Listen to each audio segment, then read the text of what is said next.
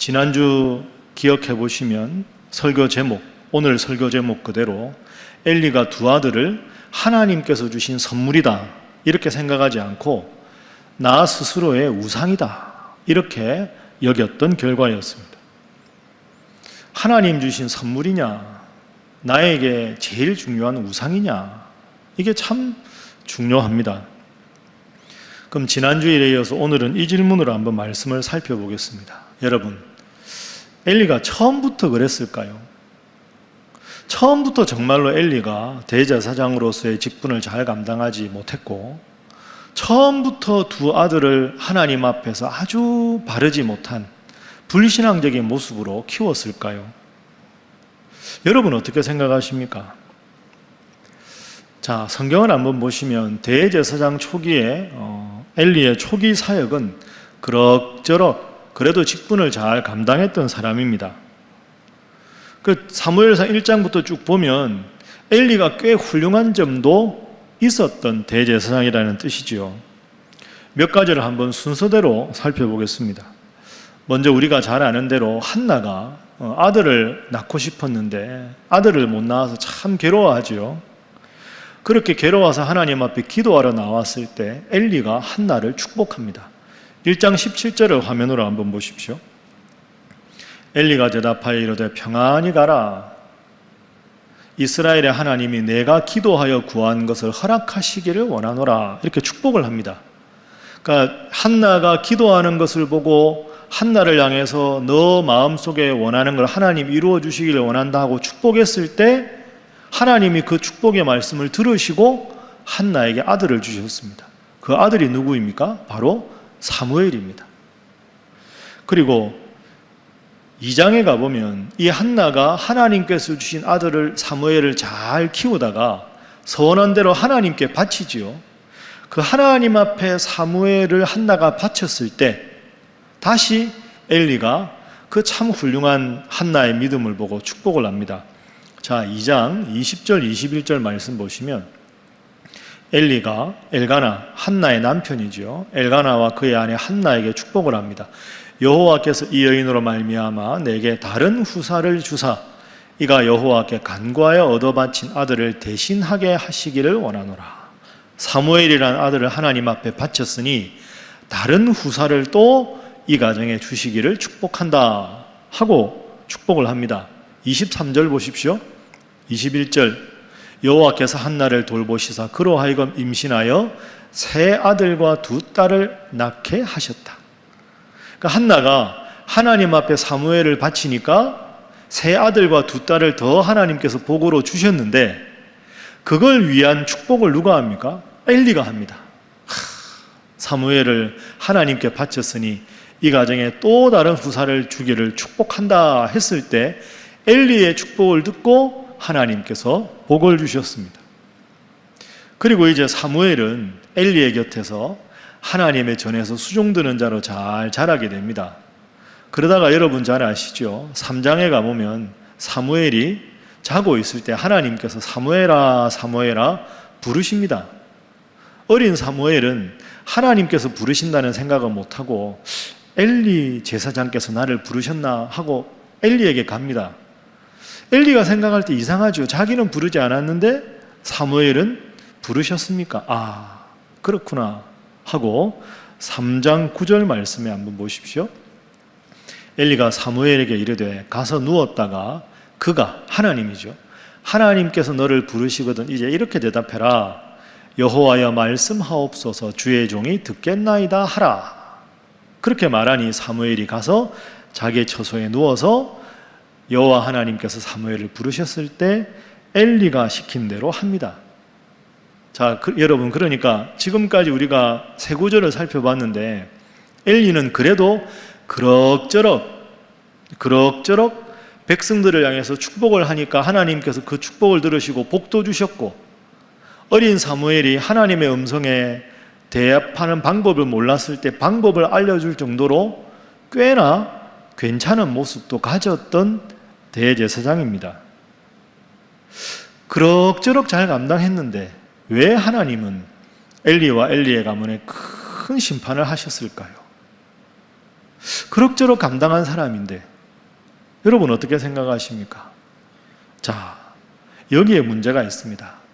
엘리는 겉으로는 그럭저럭 감당하고 있었지만 속으로는 영적으로 점점 무뎌가고 있었습니다. 겉으로는 그럭저럭 했지만 그 마음 중심은 하나님으로부터 점점 멀어져가는 엘리의 모습을 우리는 찾을 수 있습니다. 더 엄격하고 정확하게 말씀드리면 어떨 때는 하나님 뜻대로 제사장 직분을 수행하다가 또 어떨 때는 점점 더 많은 경우에는 하나님께서 주신 마음이 아니라 영적으로 분별하지 못하고 영적으로 무뎌져 버린 그 심각한 상태로 자신의 직분을 수행했다 하는 겁니다. 자, 그러면 엘리가 하나님 앞에 영적으로 얼마나 무뎌져 갔는가 하는 것도 한번 다시 본문 말씀을 통해서 살펴보도록 하겠습니다. 자, 1장부터 한번 보시면 13절 말씀. 한나가 사무엘을 달라고 하나님 앞에 기도하죠. 1장 13절 화면 보시면 속으로 말하며 입술만 움직이고 음성은 들리지 않으므로 하나님 아들을 주십시오 하고 속으로만 간절히 말을 하는데 엘리가 그 한나를 보고 어떻게 생각합니까? 저 여자가 취했구나. 기도하는 한나를 술 취한 여인으로 오해한 것이 대제사장 엘리의 영적인 수준이었습니다. 부끄러운 일 아닙니까? 자, 3장 1절 말씀 보십시오. 아이 사무엘이 엘리 앞에서 여호와를 섬길 때에는 여호와의 말씀이 희귀했다. 여호와 하나님의 이상이 흔히 보이지 않았다. 여호와의 말씀이 희귀했다 하는 것은 영적인 대제사장인 엘리가 무능했기 때문입니다. 4장에 가면 엘리가 죽거든요. 4장 말씀 볼까요? 15절 보십시오. 그때 엘리의 나이가 98세라 상당히 장수한 겁니다. 그 당시 기준으로. 그런데 98세가 되니 그의 눈이 어두워서 보지 못했다.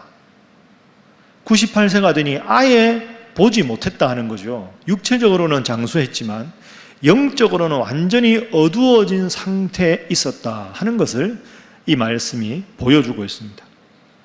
그래서 4장 18절이 엘리의 최후의 모습입니다. 여러분 4장 18절 보십시오. 하나님의 괴를 말할 때 엘리가 자기 의자에서 뒤로 넘어져 문 곁에서 목이 부러져 죽었으니 나이가 많고 비대한 까닭이라 그가 이스라엘의 사사가 된 지 40년이었더라. 영적인 지도자의 죽음치고는 참 허망한 죽음이고 부끄러운 죽음이죠. 전쟁에서 지고 법궤가 빼앗겼다는 소식 듣고 충격을 받아서 자기가 늘상 앉던 의자에서 뒤로 넘어져서 목이 부러져서 죽었다. 그 이유를 그 다음에 설명하죠. 나이가 많고 비대한 까닭이라. 영적으로 하나님 앞에 바로 서지 못했고 몸이 너무 비대해서 넘어졌는데 목이 부러져서 죽었습니다. 맨 밑에 그가 이스라엘의 사사가 된 지 40년이었더라. 왜 구절을 저 구절을 썼을까요? 40년 동안 하나님은 엘리에게 기회를 주셨는데 영적으로 점점 더 무뎌진 엘리의 모습이다. 그러니까 여러분 이 4장 18절은 하나님을 의지하지 않는 사람이 영적으로 얼마나 허망하게 최후를 맞는가 하는 그 끔찍한 모습을 우리에게 보여주고 있습니다. 자, 여러분 어떻습니까? 엘리가 그럭저럭 잘 감당한 것 같았는데 참 끔찍하고 안타깝고 비참한 최후를 맞이했습니다. 그럼 우리는 오늘 어떻게 해야 될까요? 여러분 다 자녀들의 부모고 자녀들의 할아버지 할머니인데 우리는 우리의 사랑하는 자녀들, 자손들, 특별히 코로나19로 가족들과 함께 자녀들과 함께 있는 시간이 많아지고 또 방학을 맞이해서 아이들과 대화할 시간이 많아질 텐데 자녀를 향해서 우리의 바른 신앙적인 부모의 역할이 무엇인가? 그걸 두 가지를 여러분들과 나누고 싶습니다. 이 두 가지를 꼭 기억하십시오.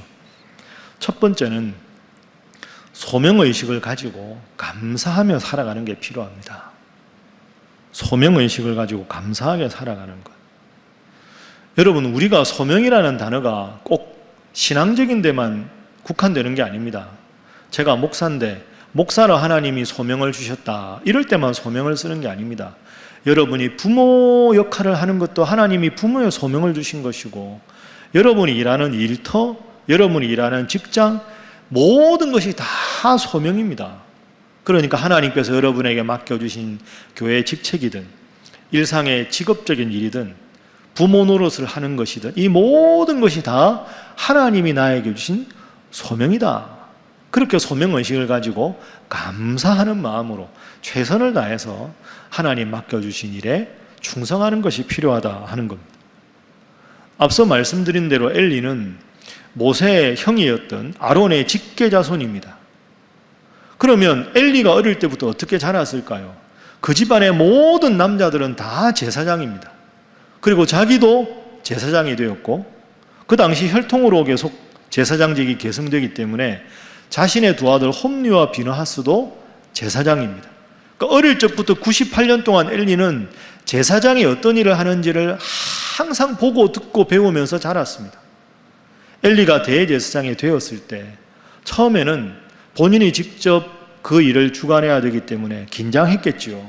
소명의식이 있었을 겁니다. 하나님 앞에 기도하고 설레임으로 자신의 직분을 잘 감당했을 겁니다. 그런데 늘상 보던 일, 늘상 듣던 일, 늘상 배워오던 일, 이제는 너무 익숙해서 모든 것을 다 스스로의 능력으로 할 수 있다고 영적으로 교만해지고 영적으로 무뎌진 순간부터 기도하지 않아도, 성실하게 준비하지 않아도 제사 드리는 것 별 어려움이 없더라, 이렇게 영적으로 무뎌져 버린 거죠. 소명의식으로 감당하던 제사장 직분이 어느덧 매너리즘으로 감당하는 직분으로 변질이 되었습니다. 하나님께서 소명으로 주신 제사장 직분이 이제는 먹고 살기 위한 수단이 되어버리는 겁니다. 초기에 가졌던 열정과 헌신은 다 사라지고 어느덧 적당주의, 적당하게 자기 입속을 차리는 그런 안타까운 모습으로 엘리가 변질이 된 겁니다. 그런 엘리의 변질된 모습은 백성들은 잘 몰랐을 겁니다. 먼 발치에서 보니까. 그런데 그 엘리의 변질되는 모습을 가장 가까이에서 본 사람들이 있습니다. 누굴까요? 바로 엘리의 두 아들 홈리와 비느하스입니다. 그러니 홈리와 비느하스도 영적으로 바로 서지 못했던 거죠. 그러니 엘리가 자신의 두 아들들의 그 변질되는 영적으로 타락한 모습을 보고 조언을 해도 조언이 먹히지 않습니다. 왜? 이미 영적인 권위를 잃어버렸기 때문에. 자, 오늘 본문에 이에 관한 근거가 나옵니다. 23절과 24절 말씀에서 엘리가 두 아들에게 말합니다. 그들, 엘리의 두 아들이지요. 그들에게 이르되 너희 두 아들아 어찌하여 이런 일을 하느냐? 내가 너희의 악행을 이 모든 백성들에게 듣노라. 왜 제사장 직분을 이렇게 감당해서 백성들이 너희를 비난하게 만드느냐? 24절 내 아들들아 그리하지 말아라. 그래서는 안 된다. 내게 들리는 소문이 좋지 아니하니라. 너희가 여호와의 백성으로 범죄하게 하는도다. 아들들아 그러면 안 된다. 왜 그렇게 하느냐? 꾸준함을 합니다. 자, 두 아들의 반응이 어땠을까요? 여러분 어땠을까요? 두 아들들이. 25절 말씀 보겠습니다. 사람이 사람에게 범죄하면 하나님이 심판하시려니와 만일 사람이 여호와께 범죄하면 누가 그를 위하여 간구하겠느냐? 아버지 엘리가 훈계할 때 두 아들이 말합니다. 그들이 자기 아버지의 말을 듣지 아니하였다. 왜 그랬을까요? 성경에 자세하게 나오지 않지만 홈리와 비느하스는 이런 뜻이지요. 아버지 그러지 말라고요. 아버지 그런 말씀하실 자격 없습니다. 우리가 지금 이렇게 하는 거 사실 누구한테 배웠겠습니까? 아버지 하시는 거 똑같이 보고 우리가 지금 따라하는 것 아닙니까? 아버지는 다 그렇게 하셔놓고는 왜 우리 보고 하지 말라고 하십니까? 아버지 그런 말씀하실 자격 없습니다. 그리고 우리 하는 일에 간섭하지 마십시오. 아버지는 아버지 일이나 신경 쓰십시오. 우리에게 이래라 저래라 할 형편 솔직히 아버지 아니지 않습니까? 이런 마음이 지금 홈리와 비느하스의 마음입니다. 여러분 참 참 가슴 아프지만 그렇습니다. 우리가 멀리 있는 사람은 속일 수 있지만 가장 가까이 있는 배우자, 자녀들은 속일 수가 없습니다. 자녀의 잘못된 점 솔직히 어디서 왔겠습니까? 다 부모인 우리의 허물이요, 우리의 잘못 아니겠습니까? 온 가족이 하나님을 잘 믿는다고 교회에 소문난 그런 가정이 있었습니다. 그런데 그 집에 하나님을 대대로 잘 믿는다고 소문이 나 있는데 그 집 아들이 아주 신앙생활을 잘 안 합니다. 그리고 온갖 나쁜 짓을 다 하는 거죠. 아버지가 보기에 너무 아들이 못마땅한 겁니다. 그래서 이렇게 말합니다. 너 왜 이 모양이냐? 왜 이러고 사냐? 제발 좀 그만해라. 심하게 꾸지람을 합니다. 근데 이 아들이 지금 약간 반항을 하는 거죠. 아버지 그렇게 말씀하지 마십시오. 제가 사는 게 뭐 어때서요? 저는 아주 지금 성경적으로 살고 있습니다. 아버지가 더 화가 납니다. 뭐? 성경적으로 산다고? 이렇게 나쁜 짓을 온갖 나쁜 짓 다 하면서 어떻게 너 성경적으로 산다는 말을 하느냐? 성경 어디서 너같이 나쁜 짓 하는 모든 거를 아무 문제 없다고 하는 구절이 어디 있냐? 막 아버지가 호통을 칩니다. 아들이 지지 않습니다. 아버지, 성경 찾아볼까요? 성경 구절 찾아보시죠. 한 구절 찾습니다. 여러분 어딜까요? 요한복음 5장 19절에 이런 구절이 있습니다. 아들이 딱 이 구절을 펴니다. 이렇게 말합니다. 내가 진실로 진실로 너희에게 이르노니 아들이 아버지께서 하시는 일을 보지 않고는 아무것도 스스로 할 수 없나니 아버지께서 행하시는 그것을 아들도 그와 같이 행하느니라. 이 구절을 딱 읽으면서 보십시오, 아버지 얼마나 성경적입니까? 아들이 하는 모든 제 행동은 아버지한테 배운 겁니다. 아버지 저한테 그렇게 말씀하실 자격 있으십니까? 하고 막 아버지에게 대들었다는 거죠. 여러분, 아버지가 할 말을 잃었답니다. 결국 아들은 아버지 닮은 거죠. 참 그렇습니다. 여러분, 저도 자식 키우는 부모지만 사실 누가 누구를 나무라겠습니까? 자녀가 신앙적으로 바로 서지 못하는 것은 1차적으로는 다 부모의 허물이고 부모의 잘못입니다. 내가 늘 하는 일상의 삶의 태도, 그걸 보고 모든 영향을 받은 게 우리의 자녀들 아닙니까? 하나님을 믿지만 세상적으로 살아가고 내 입에서 감사보다는 불평이 많고 겸손하기보다는 남에 대해서 정죄하고 하는 그런 모든 안타까운 모습이 우리 자녀들에게 그대로 전수가 되는 거죠. 그래서 두 번째로 우리가 꼭 기억할 게 있습니다. 우리 부모가 해야 될 가장 중요한 역할이 뭘까요? 하나님 잘 믿도록 도와주는 것, 그러면서도 성숙한 신앙인이 되도록 기다려주는 겁니다. 하나님 잘 믿도록 우리가 기다려주고 격려하는 것, 그게 부모 역할입니다. 그걸 하기 위해서는 먼저 우리가 잘해야 됩니다. 부모인 우리가 하나님을 삶의 1순위로 모시고 늘 예배 중심으로, 기도 중심으로, 말씀 중심으로 그렇게 살아가야 합니다. 그게 하루하루 계속되다 보면 1년, 2년 계속되다 보면 마치 가랑비에 옷 젖듯이 흠뻑 자녀들에게 영적으로 그게 다 영향이 가서 힘들고 어려우면 그 자녀도 아버지, 어머니처럼 무릎 꿇고 먼저 기도하고 항상 모든 일에 감사하려고 애쓰고 주일이면 다른 모든 것보다 하나님 앞에 예배하는 일에 힘쓰는 성숙한 신앙인이 되는 거죠. 물론 여러분, 이게 하루아침에 되지 않습니다. 일찍 철드는 자녀도 있지만 늦게서야 되는 자녀도 있습니다. 그러나 때는 하나님께 속한 것이고 부모인 우리가 열심히 최선을 다해서 우리의 바른 신앙의 태도를 보여주는 것까지가 우리 부모가 해야 할 일입니다. 쉽지 않습니다. 급하게 한다고 좋은 성과가 빨리 나지 않습니다.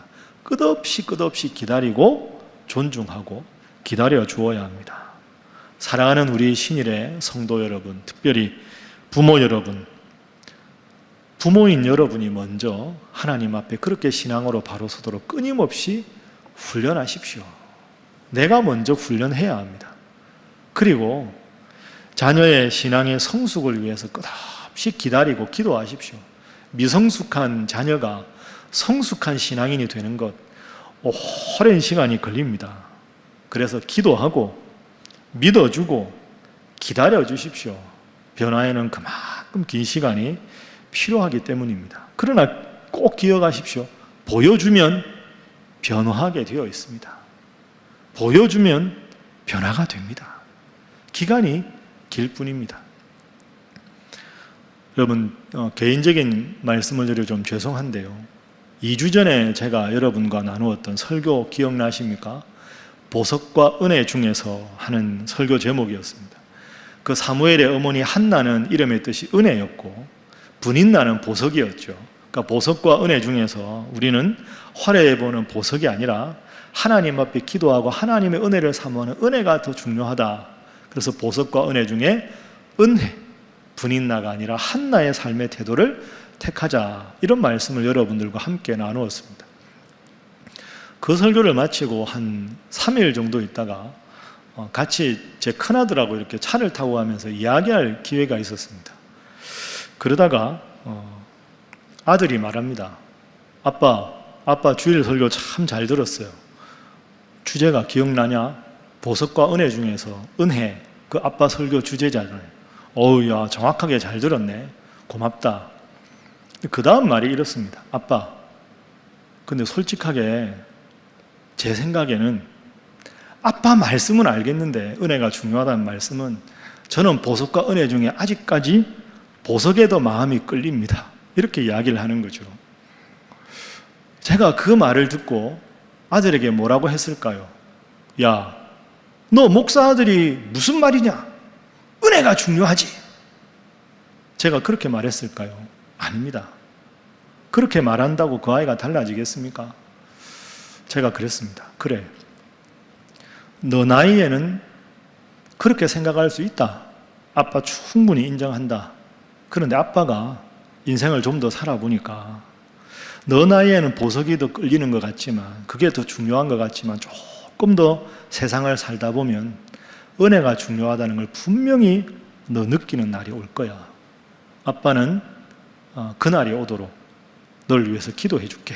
그렇게 이야기했습니다. 그렇게 말하니까 그 큰애가 고개를 끄덕이면서 아빠 말씀이 맞는 것 같아요. 저도 보석이 더 마음이 끌리지만 좀 더 지내다 보면 아빠가 말씀하셨던 그 고백이 제 고백이 될 것 같아요. 그런 생각이 자꾸 들어요. 이렇게 말을 했습니다. 여러분, 시간이 필요합니다. 여러분도 그렇지 않습니까? 여러분도 하루아침에 신앙이 성장하신 거 아니지 않습니까? 변화에는 시간이 걸립니다. 그러나 거듭 기억하십시오. 보여주면 변화하게 되어 있습니다. 내가 하나님 앞에 바로 선 만큼 하나님은 우리 자녀들을 변화시켜 주십니다. 그게 신실하신 하나님이라는 고백입니다. 사랑하는 우리 신일교회 성도 여러분, 여러분과 여러분의 자녀들이 엘리와 엘리의 두 아들들이 아니라 한나와 사무엘과 같은 그런 부모가 되고 자녀가 될 수 있기를 주님 이름으로 축복합니다. 이 설교를 들으시는 우리 신일의 모든 부모님들이 하나님 잘 믿으셔서 하나님 앞에 큰 복을 받은 부모들로 여러분의 자녀들에게 기억이 되고, 여러분의 자녀들도 홈리와 비느하스가 아니라 사무엘처럼 하나님 함께 하시는 자녀, 하나님의 복받은 자녀가 되어서 여러분과 여러분의 모든 자녀들과 자자손손이 하나님 앞에 큰 복을 받고 하나님 중심으로 살아가는, 하나님 책임져 주시는 위대한 믿음의 가문, 우리 신일의 가문 되시기를 주님 이름으로 축복합니다.